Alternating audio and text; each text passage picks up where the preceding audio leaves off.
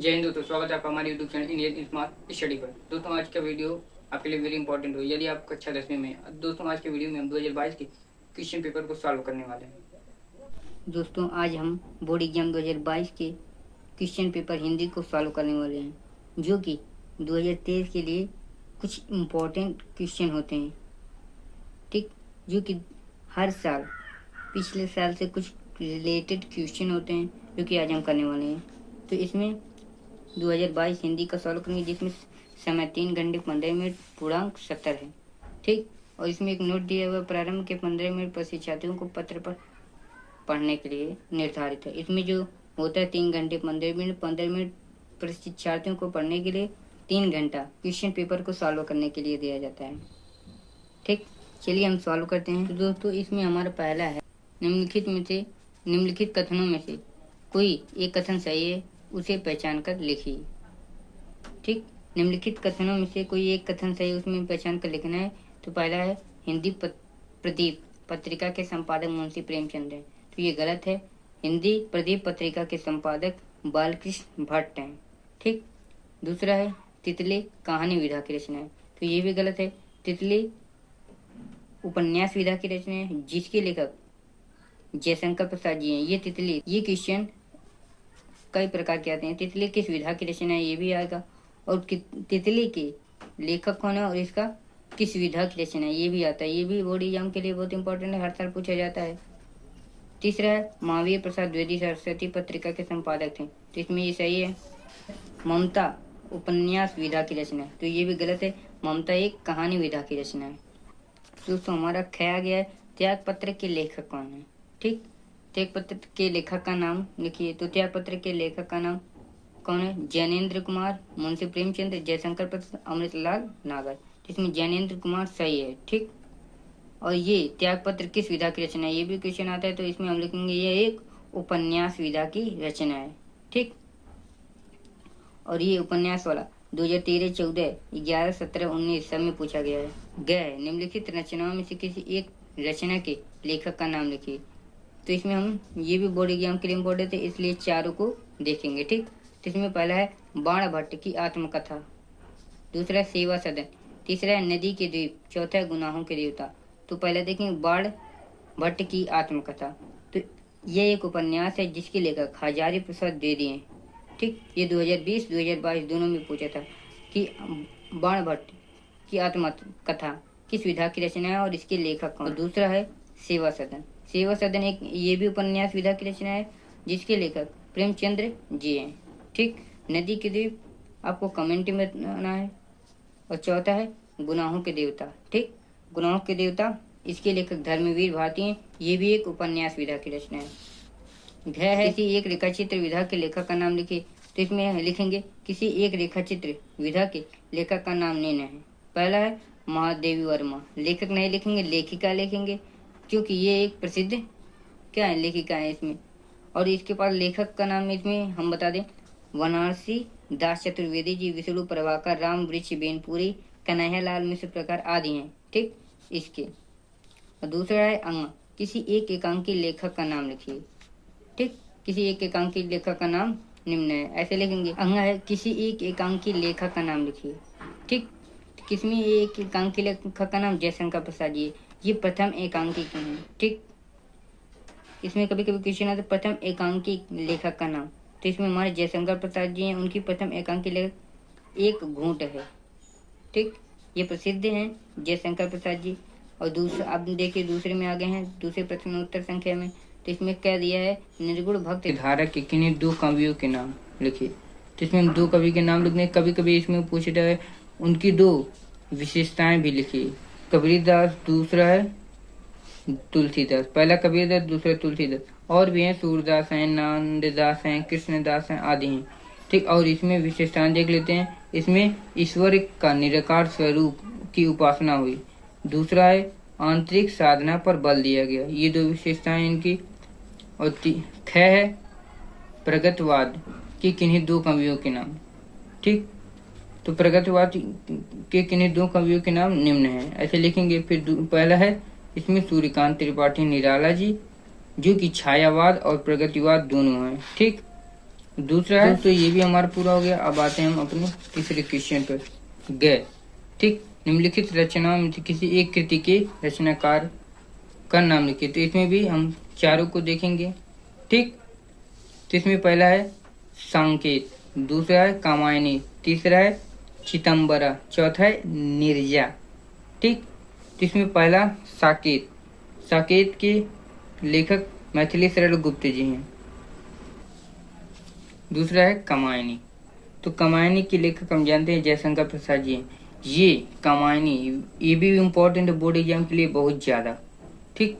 ये भी 2018, 2019, 20, 21 और ये 2022 में भी आया। और तीसरा चिदंबरा, चिदंबरा के लेखक कौन है? सुमित्रा नंदन पंत जी।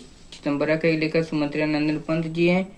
और चौथा है नीरजा, नीरजा इसकी एक लेखिका है जो है महादेवी वर्मा। ये भी एक प्रसिद्ध लेखिका है जो कि एक है महादेवी वर्मा, ठीक। तो इसमें इसके बाद हमारा तीसरा है निम्नलिखित गद्यांशों में किसी एक गद्यांश के नीचे दिए गए प्रश्नों का उत्तर दीजिए। जो कि दो इसमें 3 क्वेश्चन रहेंगे, जो कि 2 नंबर के रहेंगे। 2 गुणे 3 इक्वल 6 हो जाएगा। 2 1 नंबर का, 2 1 नंबर का, 2 1 नंबर, ठीक। तो इसमें क्या दिया? एक नैतिक और आध्यात्मिक स्रोत है, ठीक। एक ये वाला है और इसमें एक और दिया है जो कि बोर्ड एग्जाम के लिए इम्पोर्टेंट है, वो आप भी जानते होंगे। वो है कुसंग का ज्वर सबसे भयानक होता है। ये बोर्ड एग्जाम के लिए बहुत ही इम्पोर्टेंट है। तो इसमें क्या है? कुसंग का ज्वर सबसे भयानक होता है। यह केवल नीति और सद्वृत्ति का ही नाश नहीं करता बल्कि बुद्धि का भी क्षय करता है। किसी युवा पुरुष की संगति यदि बुरी होगी तो वह उसके पैरों में बधी चक्की के समान होगी, जो कि उसे दिन दिन अवनति के गड्ढे में गिराती जाएंगी, और यदि अच्छी होगी तो सहारा देने वाली बाव के समान होगी जो उसे निरंतर उन्नति की ओर उठाती जाएगी, ठीक। इसमें संगत के बारे में बात किया, जिसमें अब हम देख सकते हैं हमारा क्वेश्चन क्या है। उपयुक्त गद्यांश का संदर्भ लिखिए, रेखांकित अंश की व्याख्या कीजिए। कुसंग मनुष्य के जीवन पर क्या प्रभाव पड़ता है? कुसंग का, ठीक, कुसंग का मनुष्य के जीवन पर क्या प्रभाव पड़ता है? तो ये 2 नंबर के, ये भी 2 नंबर के। इसमें हम संदर्भ करेंगे, व्याख्या करेंगे और इसमें प्रश्न दिया है, ठीक। तो इसको हम करते हैं जल्दी से। तो दोस्तों इसके तुरंत बाद ही एक वीडियो आएगा कुसंग का ज्वर सबसे भयानक, तो उस पे उस टॉपिक पे मांगे, क्योंकि इसका जो है ये लंबा जाएगा, हम आपको वैसे ही बता दे रहे हैं। देखिए, तो उपयुक्त गद्यांश का संदर्भ है। तो इसमें संदर्भ में क्या लिखा गया?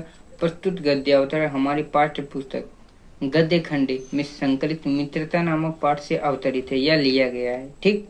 जिसके लेखक आचार्य रामचंद्र शुक्ल जी हैं, ठीक। इसमें आचार्य रामचंद्र शुक्ल के लेखक हैं। अब रेखांकित अंश की व्याख्या पूछा है तो इसकी आप व्याख्या भी बता देते हैं। तो इसका व्याख्या होगा कि शुक्ल जी कहते हैं कि, मतलब इसमें जो है शुक्ल जी कह रहे हैं कि शुक्ल जी कहते हैं बुरी संगति, जो बुरी संगति होती है वह घातक बुखार के समान होती है, ठीक। वह घातक बुखार के समान हानिकारक होती है। जिस तरह कोई व्यक्ति यदि भयानक बुखार से ग्रसित हो जाता है या बढ़ जाता है तो वह जो बुखार होता है उसके शरीर और स्वास्थ्य को नष्ट कर देती है, उसके शरीर और स्वास्थ्य को नष्ट कर देती है तथा कभी कभी प्राण भी ले लेती है। उसी प्रकार बुरी संगति हमारी नैतिकता, सदाचार, मन तथा बुद्धि को नष्ट कर देती है और जिससे हम चक्की के समान उसी संगति में चले जाते हैं। तो ये व्याख्या भी हो गया इसमें। और ये तीसरा, कुसंग का मनुष्य के जीवन पर क्या प्रभाव पड़ता है, इसको भी देख लेते हैं। कुसंग का प्रभाव बहुत भयानक होता है। यह मनुष्य की नैतिकता और उसके आचरण, मतलब जब बुरी संगति लग जाएगी तो उसका आचरण, उसकी नैतिकता, ठीक, नैतिकता उसके अच्छे आचरण को नष्ट कर देता है। उसके साथ साथ उसकी बुद्धि, मतलब सोचने की क्षमता को भी नष्ट कर देता है। ये भी हमारा कंप्लीट हो गया। अब हम इसमें आएंगे चौथे में, ठीक। इसमें क्या दिया? निम्नलिखित पद्यांशों का में किसी एक पद्यांश की संदर्भ सहित व्याख्या कीजिए तथा काव्य सौंदर्य भी स्पष्ट कीजिए, ठीक। तो इसमें हमारा पहला चरण कमल बंद हो रहा है, जो कि बोर्ड एग्जाम के लिए वेरी इंपॉर्टेंट है। दूसरा है तुम तो हे प्रभु, तुम तो प्रिय बंधु स्वर्ग से सुखद। ये बोर्ड एग्जाम के लिए उतना इम्पोर्टेंट है जितना कि ये इम्पोर्टेंट है। ये 2019, 22, 16, 15 ये सब में आया और शायद 2023 में भी आ सकता है। ठीक, जिसको हम पहले करें, ये क्या है, ये एक पद्यांश है, वो गद्यांश था, ये पद्यांश है। ठीक, इसमें क्या, चरण कमल बंदो हरिराय, जिया की कृपा पंगु गिरी लाग, अंधे को सब कुछ दर्शाई, बहिरो सुने गुंग पुनि बोले, रंग चले सिर छत्र धराई, सूर्यद्वार स्वामी करुणा में बार बार बंदो ती पाई। तो इसमें व्याख्या इसका भी करना पड़ेगा, इसका भी वीडियो उसी के साथ हम अपलोड कर देंगे। ठीक, और एक श्लोक है, उसका भी वीडियो इसी के साथ श्लोक होगा। ठीक, तो इसमें क्या दिया इसका देख लेते हैं। व्याख्या कीजिए तथा काव्य सौंदर्य भी स्पष्ट कीजिए। ठीक, इसमें व्याख्या क्या करेंगे, इसका अर्थ है लिखेंगे। तो इसमें चरण कमल बंद पद्य होता है। हमारी पाठ्य पुस्तक हिंदी के काव्य खंड में संकलित पद नामक शीर्षक से लिया गया है, उद्धृत है, जिसके लेखक श्री सूरदास जी हैं। जिसके लेखक श्री सूरदास जी हैं, इनके द्वारा रचित यह सूर सागर नामक ग्रंथ से हमारे आया है। ठीक, ये सूर सागर ग्रंथ में आया जो कि सूरदास जी लिखे हैं। तो इसमें अभी इसका संदर्भ हो गया। अब इसमें हम देखिए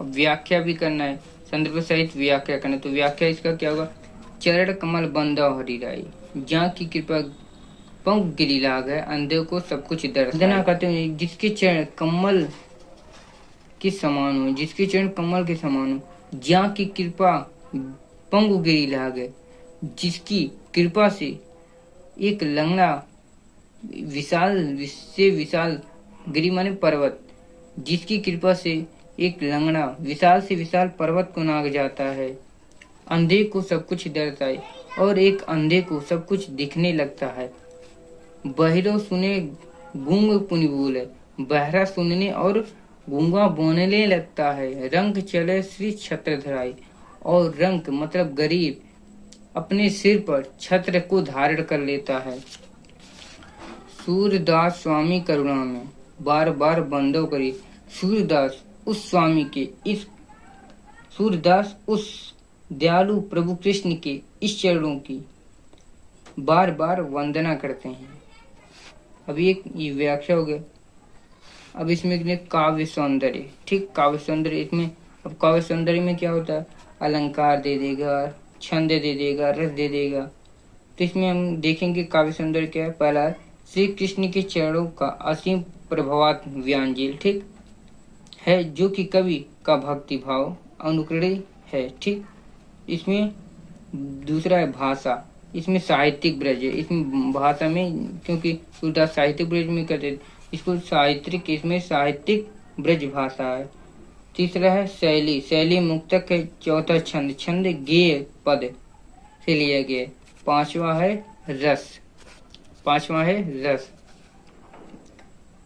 रस यानी इसमें कौन सा रक्त, भक्ति रस है। छठवां शब्द शक्ति। अब इसमें लक्षण, सातवां गुण प्रसाद, आठवां अलंकार। अलंकार कभी कभी पूछता है, इसमें सिर्फ अलंकार पूछता है। तो इसके चरण कमल, इसमें चरण कमल आया, तो इसमें हम क्या, रूपक अलंकार है। ठीक, और उसमें पुनरुक्त प्रकाश मतलब जो उसके आया है उसमें, तथा अन्य अनुप्रास अलंकार है। ठीक, इसमें अनुप्रास अलंकार और रूपक अलंकार दोनों हैं। तो दोस्तों ये भी हमारा हो गया, और ये ख है। ठीक, तो इसके आगे हमारा हो गया ये ख है। तो इसमें हम पहला कर चुके हैं, दूसरा नहीं करेंगे, जो कि ख है। अब देखते हैं तीसरा क्या है हमारा। तो दोस्तों हम आ गए हैं अपने प्रश्न 5 पर, जो कि क है। निम्नलिखित लेखकों में से किसी एक लेखक का जीवन परिचय दीजिए। एवं उनकी किसी एक रचना का नाम लिखिए। तो इसमें हम ये डॉक्टर जयशंकर, डॉक्टर राजेंद्र प्रसाद, जयशंकर प्रसाद, आचार्य रामचंद्र शुक्ल और ये तीनों बोर्ड एग्जाम के लिए इम्पोर्टेंट है। सबसे ज्यादा कहें तो जयशंकर प्रसाद, आचार्य रामचंद्र शुक्ल। ये हर बोर्ड एग्जाम जब से 2011 से 2021-22 तक जयशंकर प्रसाद, आचार्य रामचंद्र शुक्ल का आता रहा है, जबकि डॉक्टर राजेंद्र प्रसाद जी का बदलता, कभी महादेवी वर्मा तो कभी श्रीकांत त्रिपाठी निराला और कभी सुमित्रानंद पंत का ऐसे ही आता रहता है। लेकिन ये जयशंकर प्रसाद, आचार्य रामचंद्र शुक्ल बोर्ड एग्जाम के लिए बहुत इंपॉर्टेंट है।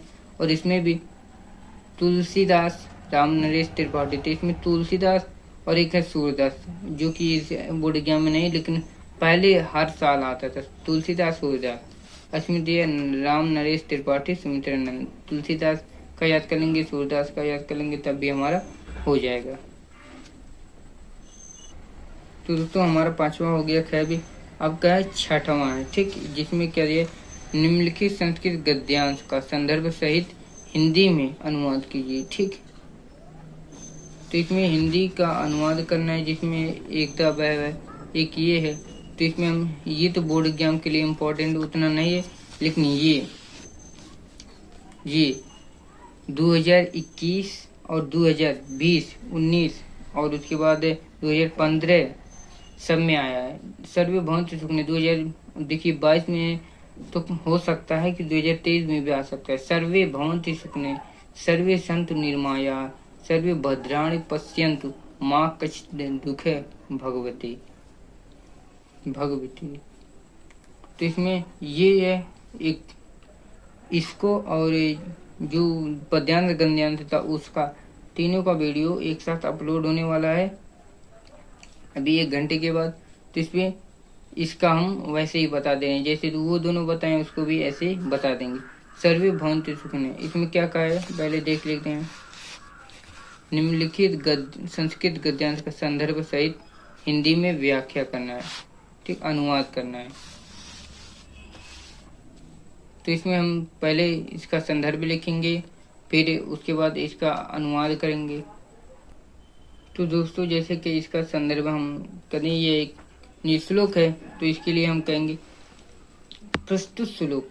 इसमें लिखेंगे प्रस्तुत, इसका संदर्भ प्रस्तुत श्लोक हमारी पाठ्य पुस्तक हिंदी के संस्कृत में है तो संस्कृत खंड के भारतीय संस्कृत, ये भारतीय संस्कृत चैप्टर है, भारतीय संस्कृत पाठ से उद्धृत है या लिया गया है। ठीक, तो कैसे लिखेंगे प्रस्तुत श्लोक हमारी पाठ्य पुस्तक हिंदी के गद्य संस्कृत खंड में, सर्वे भवन्तु सुखिनः, ठीक, सर्वे भवन्तु सुखिनः, सब सुखी हों, सर्वे तंतु निर्माया, सर्वे भद्राणि पश्यन्तु माँ कश्चित् दुख भाग भवेत्।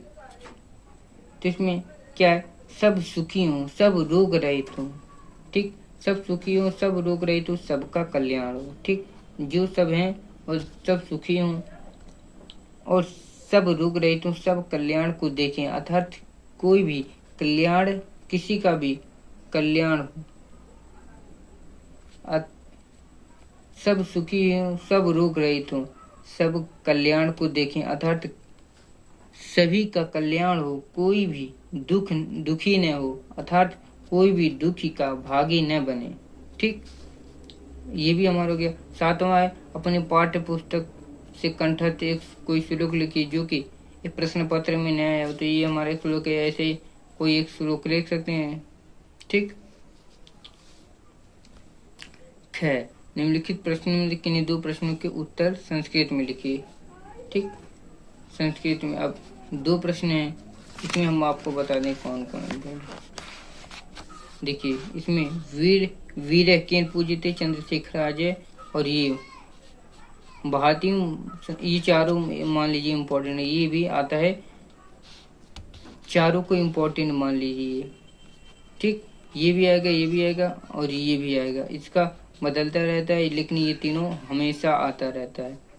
तो इसमें भारतीय संस्कृति मूलम किम अस्ति, पूर्व राजा के आसित, तीसरा चंद्र साखरा के आसित, चौथा है वीर केन। तो वीर केन पूजते, इसका भी आपको याद है, वीर वीर पूजते। ठीक, तो इसमें हमारा पहले देखेंगे भारतीय संस्कृति मूलम किम अस्ति। तो इसका उत्तर है भारतीयाः संस्कृताः समभावः समानश्च अस्माकं संस्कृते दिव्य संदेशे अस्ति। इसका ये उत्तर हो गया सर्वेषां मातानां समभावः समानश्च अस्माकं संस्कृते दिव्य प्रदेश संदेशे अस्ति। ठीक, अब ये हमारे दूसरे पुरुराज कैसा दी, मतलब पुरुराज कौन था। ठीक, पुरुराज कौन सा था। ठीक, इसमें हम देखेंगे कौन सा है उत्तर।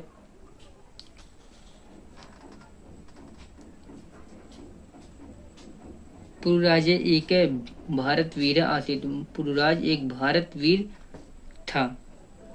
तो तीसरा है चंद्रशेखर कै आसीत्। तो इसमें लिखेंगे चंद्रशेखर कौन था, चंद्रशेखर कौन थे। तो इसमें चंद्रशेखर प्रसिद्ध क्रांतिकारी देशभक्त। ठीक, चंद्रशेखर आजाद प्रसिद्ध क्रांतिकारी एवं देशभक्त थे। ठीक, इसका ये हो गया वीर किन पूजिते। इसका भी वीर है वीर पूजित ये, और ये चारों बोर्ड एग्जाम के लिए बहुत इंपॉर्टेंट है। ये भी 2 नंबर का है। हास्य रस तथा करुण का स्थायी भाव एवं उसकी परिभाषा उदाहरण सहित लिखिए। तो दोस्तों हास्य रस करुण रस की परिभाषा उदाहरण सहित लिखना है। उपमा अलंकार तथा उत्प्रेक्षा अलंकार की परिभाषा एवं उदाहरण लिखना है। दोहा छंद एवं रोला छंद का लक्षण भी लिखना है। तो ये भी 3 का, अब इतने समय तो नहीं लिखा सकता, वीडियो आने वाला है इसका भी। तो इसमें मतलब एक लिखेंगे कि 2021 पेपर 2022 पेपर सॉल्व। इसको में तो आप उस वीडियो को देख लीजिएगा। हमारे 9वें प्रश्न पर उपसर्गों में किन्हीं 3 में से एक शब्द बनाइए। सह, सु, अधि, अप, परि। दोस्तों पहले ये देख लेंगे हमें उपसर्ग किसे कहते हैं। ठीक, तो ये इसमें क्या उपसर्ग की परिभाषा क्या है या डेफिनेशन क्या है। ये वर्ड, ठीक, या वे वर्डों का समूह जो किसी शब्द से पहले जुड़कर, मतलब इससे पहले जुड़कर शब्द का अर्थ बदल दें। ठीक, या उसमें विशेषता उत्पन्न करे या उसके अर्थ में परिवर्तन करना उपसर्ग कहलाता है। ठीक, तो ये हो गया, जैसे हो गया संभव, संहार, संचय, मतलब सम, इससे पहले शब्द में जो जुड़ रहे हैं। देखिए आया का पहले ये जुड़ेगा तो एक नया रूप बनाएगा। ठीक है, तो इसमें जैसे अप है तो अप से अपकार, अपवाद, अपमान, अन्य शब्द जैसे स है तो इसमें क्या है 3 के मेल से एक शब्द बनाना है। ठीक, 3 के मेल से 1 2 3, इसमें से कौन जिससे आपकी इच्छा हो वह कर सकते हैं। स, तो हम इससे बनाएंगे सहपाठी। अब इसमें सु है। ठीक, तो इसमें सु से भी बहुत है, सुमार्ग हो गया, सुमुर के सुधार हो गया, सुगम हो गया, सुलभ हो गया। ठीक, सुख हो गया, आदि है सुरक्षित, अधि से अधिकार। तो इसमें अधिकार हो गया, अधिकरण हो गया, अध्यात्मक, अध्यक्ष, अधिगुण, बहुत से। अप का हो गया तो इसमें हो गया अपमान, अपवाद, अपमानित, अपशब्द, अपकर्ष, अपहरण, अपकर्म, अपराध, बहुत हैं। पर तो परिक्रमा हो गया। ठीक, परिमाण हो गया, इसमें भी बहुत हैं। तो इसमें आपको 3 से बनाना है तो 3 से बना सकते हैं। जो 9 कक्षा क्या करें, निम्नलिखित में से किन्हीं 2 प्रत्ययों का प्रयोग करके एक शब्द बनाइए। तो इसमें क्या होता है, इसमें उपसर्ग में आगे जुड़कर अर्थ बदलते हैं और इसमें पीछे जुड़कर अर्थ को बदल देता है। तो इसमें त्वा है, ता है, पन है, हट है। अब देखिए अत्व है तो जैसे हो गया घनत्व, ठीक, प्रभुत्व, अनेक शब्द हैं। और क्या है, महत्व हो गया, ममत्व हो गया, मनुष्यत्व हो गया, कवितव्य हो गया। इसका अब इसमें ता है। ठीक, तो ता में सुंदरता, संजनता, मधुरता, महानता, लुकता आदि है। अब पन में लड़कपन, बचपन, बड़प्पन, पागलपन आदि हो गया। ठीक, और हट, पनपनाहट, घबराहट, ठीक, आदि इसमें आ गया।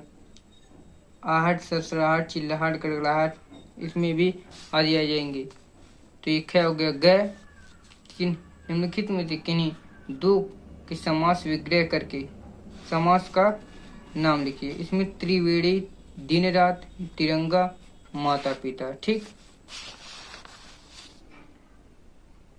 तो दोस्तों हमारा त्रिवेणी है, तो त्रिवेणी एक द्विगु समास है। तो ये द्विगु समास क्यों है? क्योंकि जिस समास में पहला पद संख्या गिनती मतलब पद संख्या मतलब गिनती बताने वाला हो, दोनों पदों के बीच विशेषण विशेष संबंध हो, उसे हम द्विगु समास कहते हैं। ठीक, हो गया त्रिवेणी, हो गया त्रिनेत्र, हो गया और है दिन रात। ठीक, इसमें दिन रात, तो ये एक द्वंद्व समास है। दोस्तों इसमें समास विग्रह भी दिया, तो दिन रात इसमें लिखेंगे विग्रह क्या होगा, दिन और रात। ठीक, और ये द्वंद्व समास है। द्वंद्व समास में जिस समास में दोनों पद समान होते हैं वहां द्वंद्व समास होता है। ठीक, द्वंद्व में दो शब्दों के मेल होते हैं, समास में होने पर इनके दोनों को मिलाने वाले और या अन्य समुच्चय बोधक का अवयव को मतलब प्रयोग किया जाता है इसमें। अब तिरंगा है। ठीक, अब इसमें तिरंगा है, यह हमारा द्विगु समास है। इसमें इसका विग्रह क्या होगा, तीन रंगों का समूह या समाहार, तीन रंगों का समूह या समाहार, ये भी दोनों। इसमें तिरंगा इसमें तीन रंग है, इसमें तीन मतलब शब्द है, क्या है, संख्यावाचक है। इसमें माता और पिता, ये कौन सा, ये द्वंद्व समास। तो इसमें क्या है, ये द्विगु समास, ये द्वंद्व समास, द्विगु समास, द्वंद्व समास। ठीक, तो इसमें अब इसके बाद देखते हैं हमारा क्या है, घ। निम्नलिखित में से किन्हीं दो शब्दों के तत्सम रूप लिखिए। आज, गांव, पानी, दूध। ठीक, तो इसमें दो शब्दों का लिखना है, लेकिन हम आपको सभी बताएंगे। तो दोस्तों ये इसमें तत्सम शब्द बनाना है। ठीक, इसे हम कहते हैं, ये जो होता है तद्भव कहते हैं, इसे बनने वाला तत्सम कहते हैं। ठीक, तो इसमें जो बनने वाला उसे तत्सम, इसे तत्सम कहते हैं, तद्भव, इसे तद्भव, उसे तत्सम। तो इसमें क्या है, दो शब्दों के तत्सम रूप। इसमें हम देखेंगे तत्सम शब्द होते क्या हैं, तो होते हैं संस्कृत भाषा के ऐसे शब्द जो हिंदी में भी अपने मूल रूप मतलब जो मूल रूपों को भी नहीं कर पाते हैं, प्रचलित तत्सम कहलाते हैं, जो अपने मूल रूप को प्रचलित नहीं करते। संस्कृत भाषा के ऐसे शब्द जो हिंदी में भी अपने मूल रूप को प्रचलित नहीं कर पाते, उसे तत्सम कहलाते हैं। जैसे पुष्प हो गया, पुस्तक, बाला, कन्या आदि। ठीक, तो इसमें पहला दिया हमारा आज, आज का हो गया अद्य, इसमें हो गया अद्य। अब इसमें दूसरा है गांव। ठीक, तो गांव का हो गया ग्राम। तीसरा है पानी। ठीक, तीसरा क्या है, पानी है, तो इसमें पानी का क्या होगा, आप कमेंट बॉक्स में लिखिए, इसका मैं बता देता हूँ। पानी, पानी है, पानी है। दूध का होता है दुग्ध। ठीक, अब अंगा क्या है, निम्नलिखित में से किन्हीं दो शब्दों के दो दो पर्यायवाची शब्द लिखो। तो इसमें दो शब्दों के लिखना है, बंदर, गंगा, तितली, बिजली, गंगा, बंदर, इंद्र। ठीक,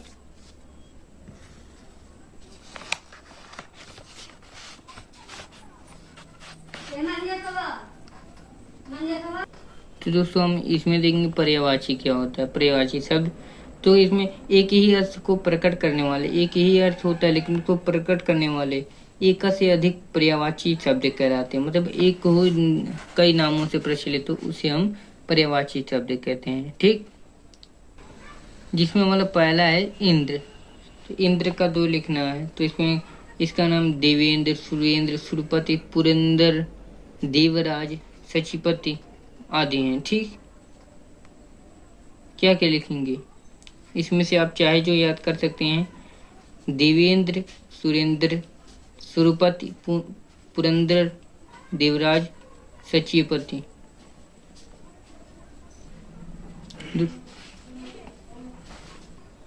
तो दोस्तों बंदर का तो मुझे भी नहीं याद है। तीसरा देखते हैं गंगा। ठीक, तो गंगा का भी भागीरथी, देवनदी, सुरसरी, मंदाकिनी, नसवीरी आदि हैं। इसमें आप जो भी याद करना है, इसमें भागीरथी, देवनदी, सुरसरी, मंदाकिनी ये आप याद कर सकते हैं। इसमें वो हमारा चौथा है बिजली। तो बिजली का विद्युत होता है, चंचला होता है, चपला होता है, तड़ित होता है और दामिनी, ऐसे कुछ होते हैं। मतलब मालूम अभी उतना है हमको याद, तो इसमें 2 लिखना है तो आप लिख सकते हैं कोई भी। निम्नलिखित में से किन्हीं 2 संधि विच्छेद कीजिए, संधि का नाम लिखिए। इत्याधन आदि, स्वाधन सुधन आगतम होगा, ये मवंतर मात्राज्ञा, तो इसका पहले संधि विच्छेद करेंगे फिर संधि का नाम लिखेंगे। ठीक, तो दोस्तों इसमें हमारा पहला है इत्यादि। ठीक, तो इसका होगा संधि विच्छेद इति धन आदि। तो इसमें हम यदि आप पढ़ेंगे तो यार संधि का सूत्र जानो, ई को यड़ची होता है, जिसमें यदि उ ई ली ली हर्ष या दीर्घ के बाद असमान स्वर आते हैं तो उनके स्थान पर क्रम से य व ल अदल, मतलब अध य अद व अदर अदल हो जाता है। ठीक, तो इसमें इति मतलब ई धन आ, तो ई का य हो गया, आधा य हो गया, तो ये हो गया इत्यादि। ठीक, इति धन आदि, इत्यादि हो जाएगा। दूसरा है सुधन आगतम। ठीक, तो दूसरा हमारा स्वागतम, इसका होगा सुधन आत्म। तो ये भी क्या है, एक यड़ संधि है। ठीक, कौन सी संधि है, यड़ संधि है। तीसरा है मनवंतरम, तो दोस्तों इसका आप गूगल पे सर्च कर लीजिए। चौथा है मात्राज्ञा। ठीक, इसमें मातृ अदर री रहता है और आ, तो मातृ आज्ञा, मातृ धन आज्ञा, तो इसमें री और आ मिलकर अधर र बनाते हैं, जिसे हो गया मात्राज्ञा। ठीक, अब इसकी एक ग्रामर क्या है, ख नदी अथवा मत शब्द कम पंचम विभक्ति एक वचन रूप लिखिए। इसमें आप भी इसको कर सकते हैं। उस पे निम्नलिखित में से किसी एक धातु लकार, ये भी आप उसमें कर सकते हैं। हिंदी में दिया घ, निम्नलिखित में से किन्हीं 2 वाक्यों के संस्कृत में अनुवाद करना। ठीक, ये भी आप कर लेंगे। संस्कृत भाषा है, गाय दूध पीना चाहिए, 2 लड़के पढ़ रहे हैं, गांव के समय विद्यालय है। ग्रामर है, निम्नलिखित में किसी एक विषय पर निबंध लिखना है। तो इसमें आप सूरदास यदि आप जीवन परिचय याद किए तो उस पर लिख सकते हैं। पर्यावरण से सुरक्षा के उपाय, आतंकवाद समस्या, बेरोजगारी भी एक याद कर लीजिए, कोरोना भी इस पे इम्पोर्टेंट है।